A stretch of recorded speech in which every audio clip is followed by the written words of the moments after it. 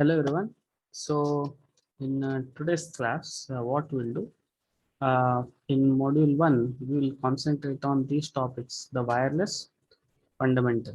Starting from the first formula, we will see uh, cellular concepts and the broadband wireless channel. Let us see how much topics can we cover today. Okay, so let us go to the topics now. Let me take you to the particular chapter. Okay, in the textbook. So it is chapter number 2 in the textbooks, in the prescribed textbooks, wireless fundamental. So what's the deal with this? So the important thing which I want you guys to see here is these two concepts, that is path loss and shadowing. That means whenever there is a signal is being transmitted from a transmitter to a receiver, there is always going to be some path loss as described by the very famous Frisch formula. So where is it? So here.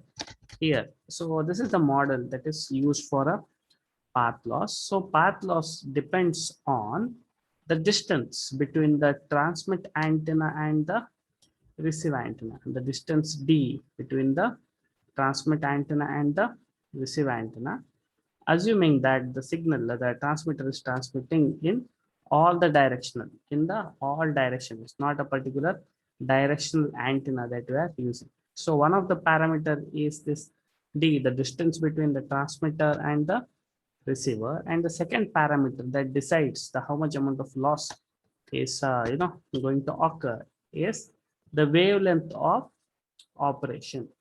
Okay, so here is the famous Frisch formula.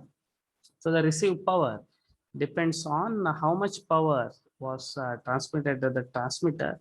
Transmitted power is going to affect by this entire term here. What all things does this term contain?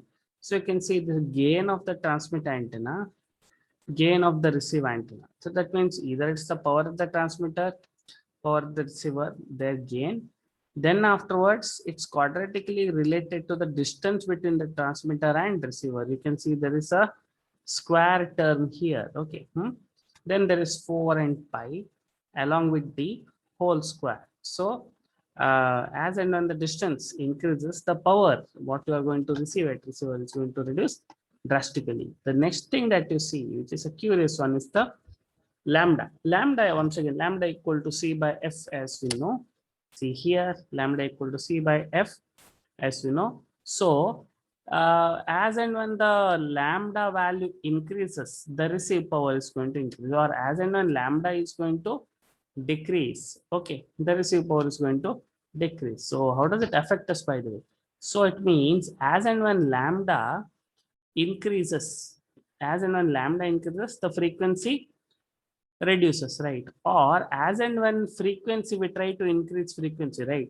So you might be wondering, there is a lots and lots of bandwidth that is available for us, at higher frequencies. Why are we not exploring those? Because as and when the frequency increases, lambda reduces. So because of that, as and when lambda reduces, the power that you are going to receive also is going to reduce. That is why it so happens that all this, as and when you go for higher frequency of operation, the range, it's all limited by the range. Okay, so this is one thing which is also a hurdle why we could not use higher frequencies. 5G usually addresses the issue by having the towers as close as possible. Okay, anyway, that was path loss. Okay, path loss is there.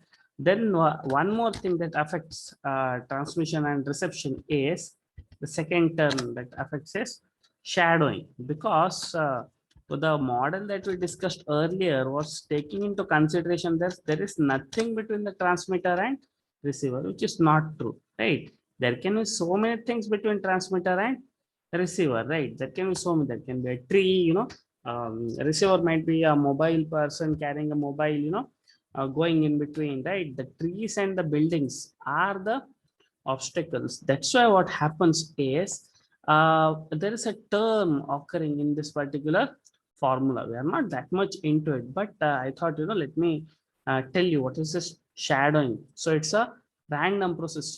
Things can go bad and things can go worse suddenly. Okay, so on one time you are going, you are walking, there is a transmitter, and you on your mobile are the receiver, and in between suddenly in the path, okay, say there's a big tree coming or a big building coming, then suddenly your reception completely changes. So you cannot apply the Frisk formula there, right?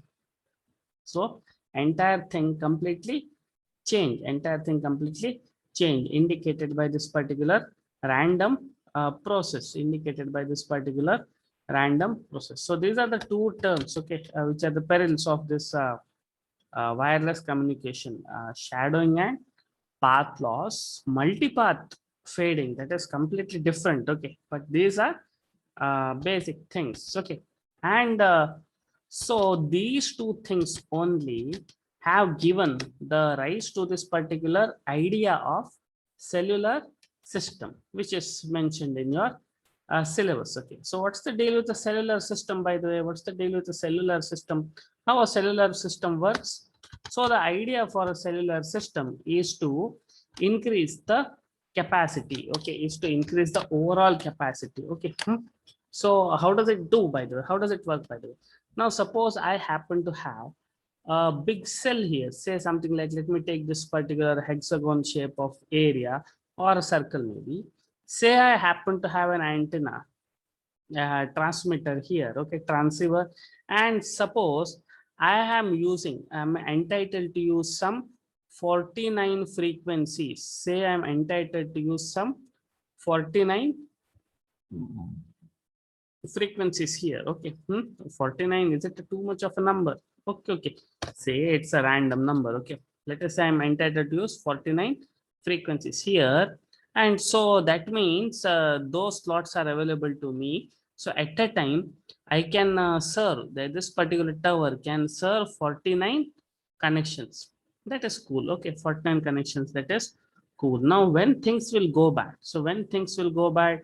so okay, 49 is sort of complicated. Let me take something simple.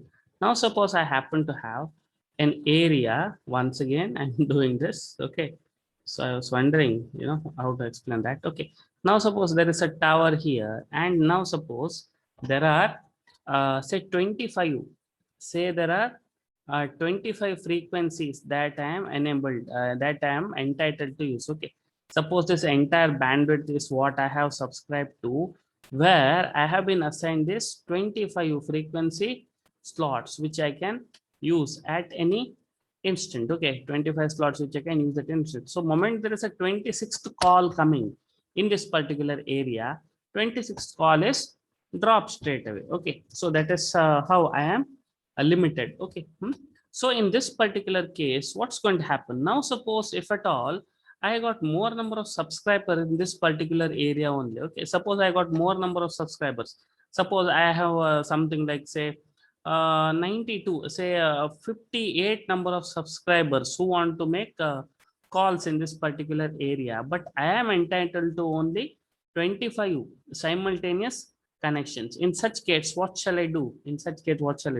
So what I will do is I know that as and when the transmit power reduces, the signals cannot propagate a longer distances. So that means I know there is a path loss that is going to occur as and when the transmit power reduces. So what I will do is, in this particular area only, in this entire area, I will break it into 5 pieces for that matter. I will break it into 1, 2, say something 3. Okay, I will break it into, say, 4 zones like this. Okay, of course with equal area. My drawing is little bad.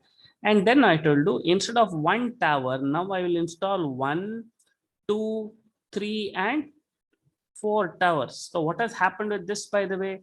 With these 4 towers now, each of these towers, earlier they were operating at a very high transmit power. Now what I have done is I will reduce the transmit power, so that the signal that is propagated from here does not cross this particular boundary. Okay, a signal that is propagated from here does not cross this particular boundary. So that is how I will do, because I know that's going to be a lot of path loss. When the signal from this particular tower does not cross this boundary at all, then which all the 25 frequencies that I could use in this particular cell can once again be used in this second cell also, right?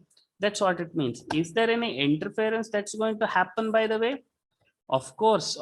If at all there is a user here, if at all there is a user here who is standing here in this particular boundary, he is going to get the signal from this tower also and signals from this tower also in the same frequency band.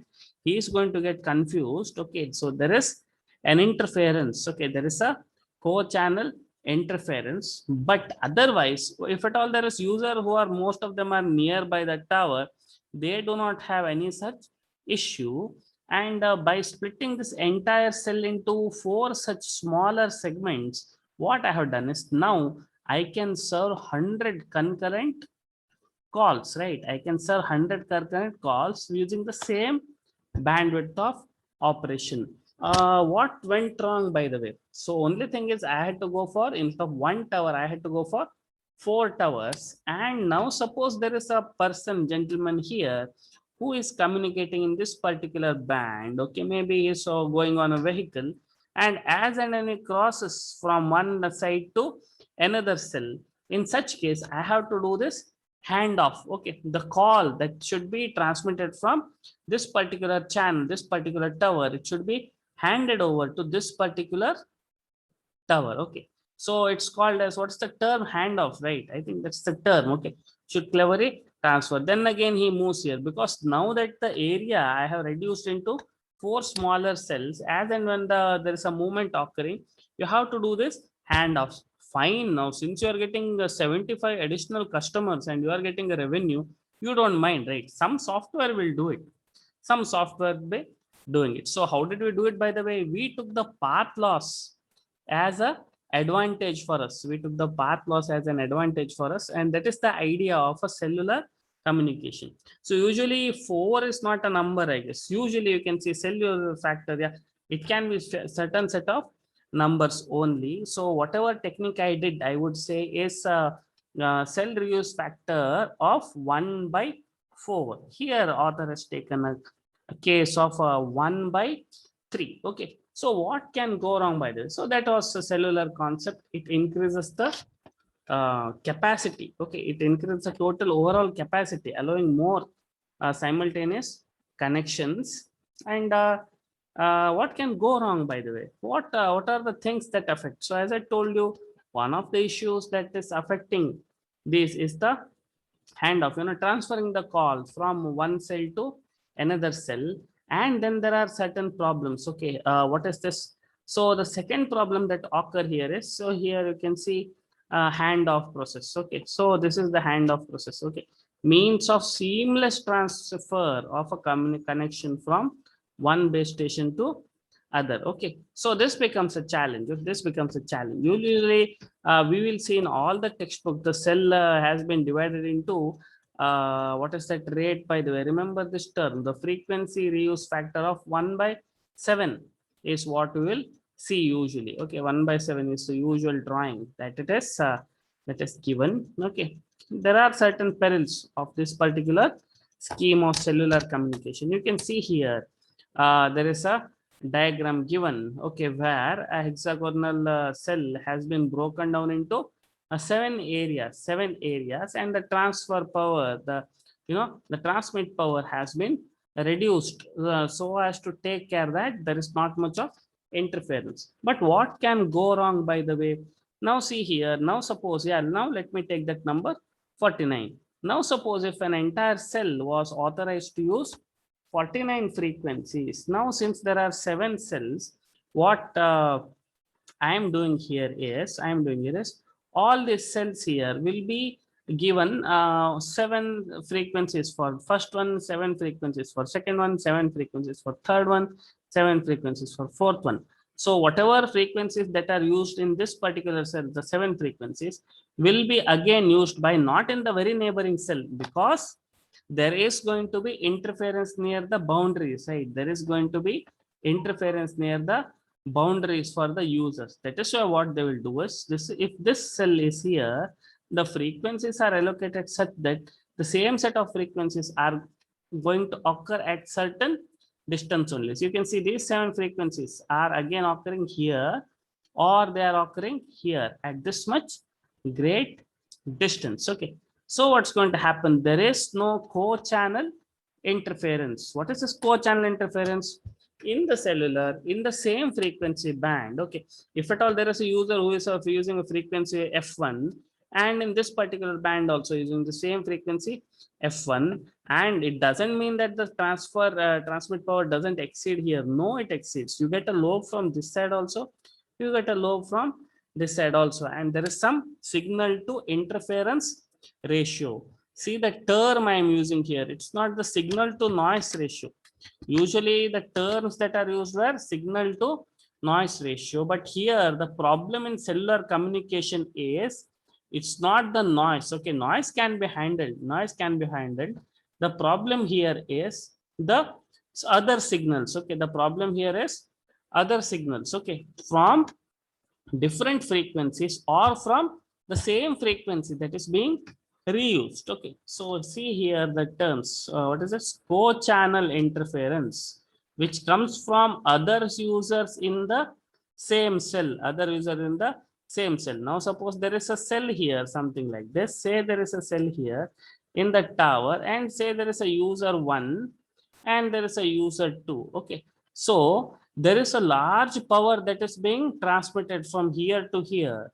So this particular user experiences this particular power, right? So if at all this particular user is using certain frequency F1, but this particular user may be using some other frequency F2, which is in the very proximity, right? And it is a noise for him. It's an interference and it cannot be avoided. So this is co-channel interference. Okay, so within the same cell, not the same frequency, but then the power is so high that if at all your signal is weak, then it can affect. So that is co-channel interference.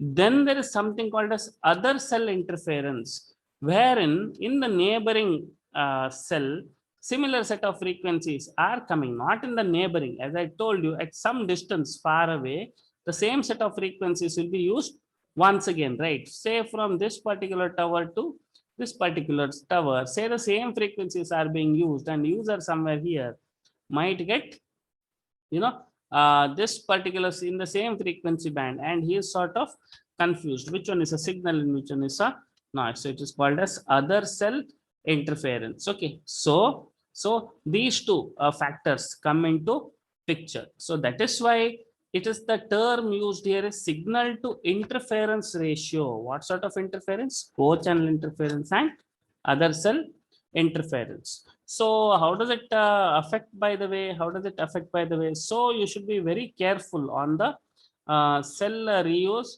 factor that you use. Okay, it's good. Okay, as and when you keep this particular distance,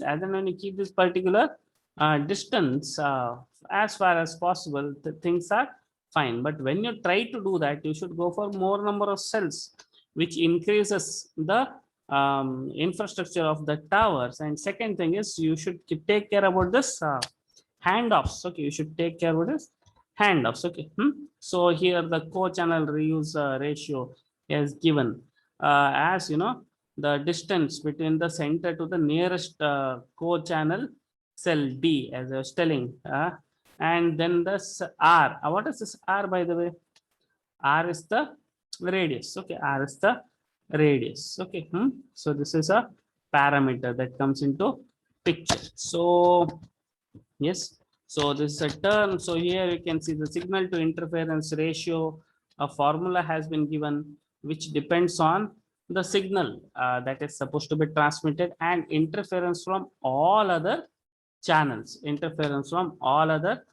Channels. Okay, so co-channel base station, this you cannot avoid. Okay, so the terms here, so till this all the previous semester we were talking about signal to noise ratio, but here it is signal to interference ratio. Okay, so that is that. Okay, so what next, by the way? What next? So here is a diagram given. So how things are going to go? So here there are bins. Okay, so a very light or a whiter bin indicates that a very nice signal to interference ratio. Higher the value, it's better. Okay, it's held friendlier for the communication. Darker the value, not so good. If at all there is a user in the center, as and when you goes towards the edges of the cell, things are going to get worse, you can see. But if at all it is a not a cellular case, you can see frequency reuse factor of 1. That means no cellular communication employed, one single tower, very high power, so that it travels a larger distance, a user here and a user here. So this particular user is getting affected by signals that have been transmitted to the second user also, and so many users. Okay, omnidirectional antenna is what we consider, right? Omnidirectional antenna, large power. But when you convert to use a frequency reuse factor, if at all you break this entire cell into say three of them, okay, one, okay, say something like, say if at all you convert a single cell into three pieces, then what's going to happen is, then you have three towers. Okay, then you have three towers which are radiating lesser power, So since the towers are radiating lesser power, what's going to happen is the signal to interference ratio is not going to be that much at the, of course it's going to be there at the edges, but not that much worse. Not, you can see here this particular circle is somewhat bigger. Fine, okay, this particular somewhat bigger. So things are much better if at all you're going for a higher frequency reuse ratio. Okay, so can we do better, by the way? So the signal to interference ratio is irritating. So can we do better? Any other ideas are there? Yes, there is one more concept. Okay, other than the conventional cellular communication, the second thing that they use is this concept called as sectoring. What is the idea of sectoring? So the idea of sectoring is, why should the antenna be omnidirectional? Okay, so instead what they do is they use 1, 2, 3 antennas, maybe one of them covering first how many degrees? 360 divided by 3, 120 degrees. Second antenna covering, next thing third antenna covering another lobe maybe. So when you do that, all the frequencies that are being used here, do not, if say there is this particular receiver here in this particular area, and if at all you are transmitted part of the energy, okay, suppose 30 watt was to be transmitted, so 10 watt here, 10 watt here, and 10 watt here. But then all the signals in this particular band, are not going to overlap, are not going to affect these signals in this particular range. Okay, so that is why the signal to interference ratio is going to be much better, because there is no interference from these cells. Okay, getting, so it's all about using a clever antennas. So a sectoring, you can see here, this is a sectoring where they have used 3 antennas covering this area, and maybe this particular area.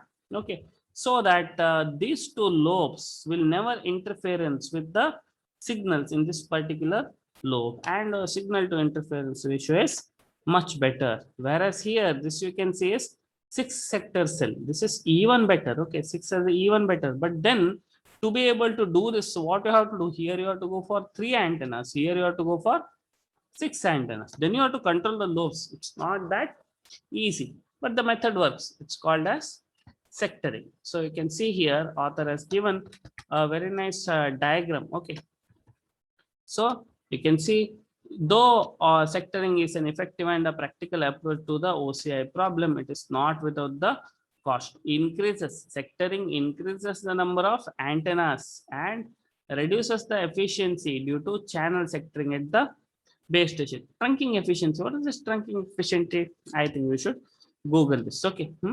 So this is one thing. So there is also something like intersector handoff, which is simpler it seems, but still somebody has to do it. Okay, so between the sectors also you have to do this handoffs, right? Okay, between the sectors also, between the cells earlier I was talking, you have to do this handoff, so that the connection seamless connection transfer. Even between the sectors also you have to do it. So it's not going to be that much easy, but then you want to tackle the interference problem, you have to do it. So here you can see a very nice example. So in these particular lobes, you can see here the performance is much better. So this was the case of 1 by 3. You can see. So the performance is much better. The whiter lobes, you can see the whiter spaces much better here. Okay, white spaces much better here. So that's why sectoring. So two things we studied: cellular communication, and second thing we studied was sectoring. Okay, to tackle this problem of inter. Fine. Now the issue. So now after cellular communication and sectoring, the next thing is let us discuss fading in a broadband wireless channel. So till now whatever we considered that there was the towers, and there are people, the receivers, and there were issues, the core channel and other channel interference, so and so, but we did not consider what about the same signal which is coming as a replica. Okay, so such thing is called as multipath, and the problem that is occurring due to multipath is called as multipath fading. So here you can see an example given. Say there is a transmitter and then there is receiver.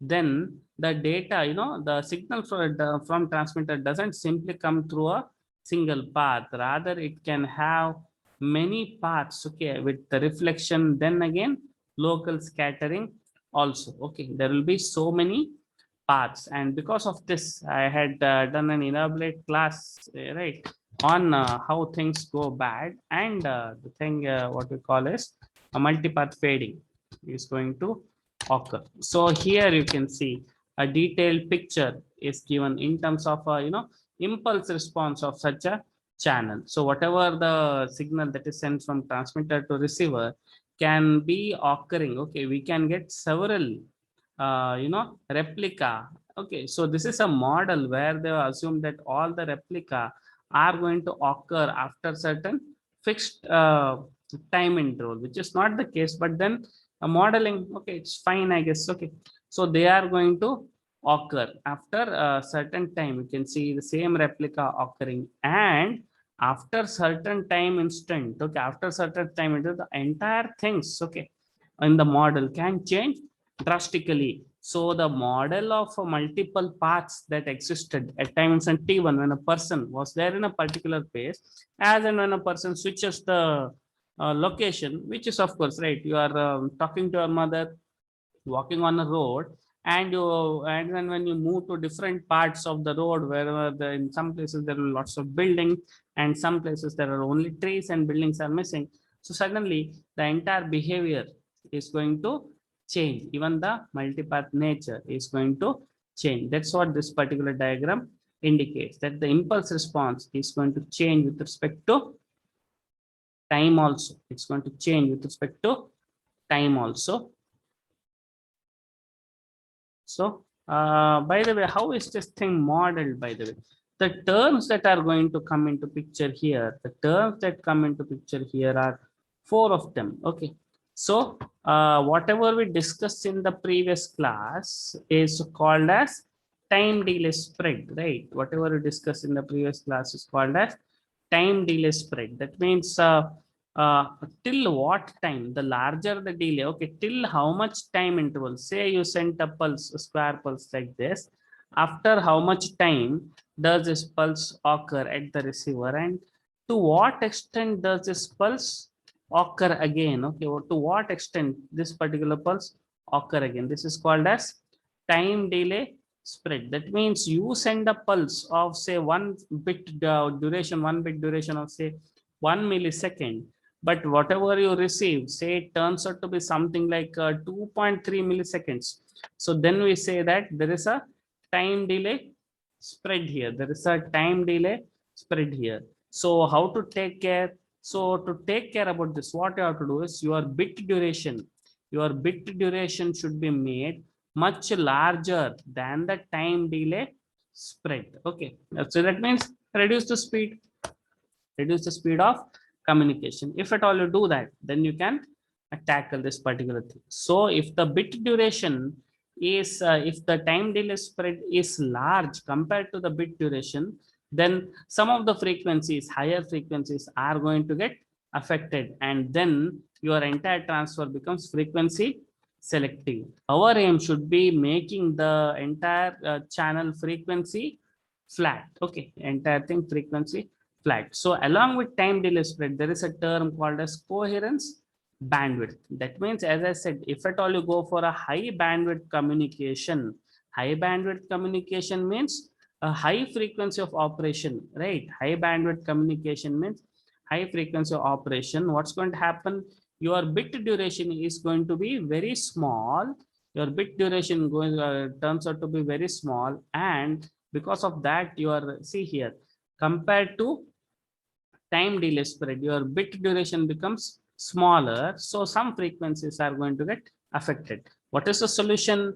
You make them as using, you do the same transfer using very small bandwidth. So what will be the width of this bandwidth, by the way, when I said small? So this bandwidth, whatever you are using, should be smaller than the coherence bandwidth. So what did I say? If at all we are talking about the pulse width should be larger than the time delay spread. Pulse width should be much larger than the time delay spread. If at all we are talking about the coherence bandwidth, which is a dual of it, then the frequency of operation, the bandwidth should be much smaller than the coherence bandwidth BC. Okay, much smaller than the coherence bandwidth. So here the pulse should be 10 times larger than the time delay spread.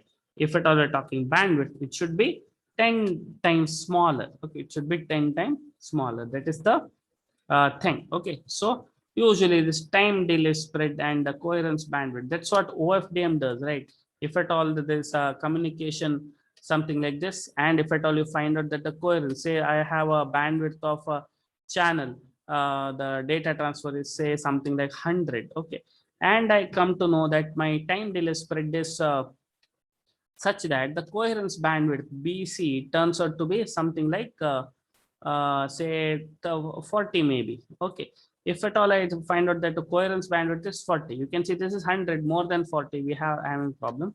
So what I will do is I will somehow break it into a smaller bandwidth, say something, I will convert it into bands of 10 bands of 10 hertz each, 10 bands of 10 hertz each, so that my transmission doesn't the entire frequency response turns out to be frequency flat. Okay, that is the idea.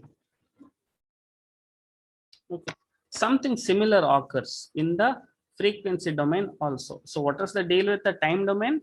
Several replica in the time domain, they overlap, and the entire a bit pulse which you had sent, it spreads in time, right? Something similar occurs in the frequency domain also. You might have heard a Doppler spread, right? So if at all there is this particular signal that is being transmitted, say you are in a car, as and when you move towards the tower and as and when you move away from the tower, what's going to happen is, say if at all you are having this particular frequency band of operation, the entire set of frequencies are going to move either side. So there will be new frequencies that will be occurring on either side. Some of the higher frequencies, right? If at all you are transmitting is say 100 hertz, and if at all you are moving towards a tower, then it's going to turn out to be 98 or 97 hertz. If at all, sorry, you are moving towards, it becomes 101 and 102. You are moving away, it becomes 97 or 96. So the entire frequency band is also going to spread like this. So this is called as Doppler spread. This is called as Doppler spread, and the 1 by Doppler spread is called as coherence time. And this is a problem actually. Doppler spread is a problem for this whole concept of OFDM. So what did I say we do in OFDM? We convert this high bandwidth into several low bandwidth channels, right? But then there is a catch here. When you do like this, of course they are orthogonal, which I have not drawn. as and when there is a movement, vehicular communication, say if at all we're talking about people trying to do the communication while going on a car, then what's going to happen? Doppler spread is going to happen. So OFDM stands for, once again, orthogonal frequency division multiplexing. That means the subcarriers are supposed to be orthogonal, right? So what is meant by orthogonal? Orthogonal means if at all I try to sample here, if at this particular frequency in this particular carrier frequency, the contribution from this frequency also is zero, the contribution from adjacent frequencies are zero. But when there is a Doppler spread occurring, what's going to happen is there is a some spread in the channel. There is a spread in the channel because of which now if at all you try to use this particular carrier frequency, you end up having inter-carrier interference, ICI, inter-carrier interference. What happened here, by the way? Due to delay spread, it was inter-symbol interference. What happens in Doppler spread, it is called as inter-carrier interference, which is this one to tackle time delay spread, your pulse duration has to be as large as possible. But if at all you want to tackle Doppler spread, your the bandwidth should be as small as possible. So as and when we try to go for more number of subcarriers in OFDM, I think if we try to improve on the fading capacity, the Doppler spread is going to catch you. So that's why you have to make an optimum decision. Then another two terms that are coming into picture here are, right? So one is OFDM. The second technology which enabled LTE was MIMO, right? So as far as MIMO is concerned, you are going to get these two new terms. There is something called as angular spread and coherence distance. So what was this MIMO, by the way? We are talking about two antennas at the transmitter, right? So what was told? Say there is an antenna at receiver, you are transmitting. So it was told that this particular channel, data from first antenna and data from second antenna, they are going to suffer different nature of a channel, right? So that is why even if the first one goes bad, the second one will still work and you will get a advantage of diversity. This works only when the distance between these two antennas is greater than the coherence distance. Okay. When it is greater than the coherence distance. If at all the distance is less than the coherence distance, then both the antennas will end up experiencing the same channel and you will not get the antenna diversity. You will not get the antenna diversity. So the terms that are used are angular spread and coherence distance. We'll discuss this once again as and when you go to the topic MIMO. Okay. So these are the terms, remember: a time delay spread, coherence bandwidth, Doppler spread and coherence time, angular spread and coherence distance. Okay. So that was that. Now in the next class, okay, so there is in detail discussion on these particular terms. Okay. And there is a modeling of broadband fading channels. Okay, so there are formulae, there are mathematical formulae, but usually the modeling is done with some empirical formulae also. This will do in the next class. Okay, so let me end here. Okay, bye.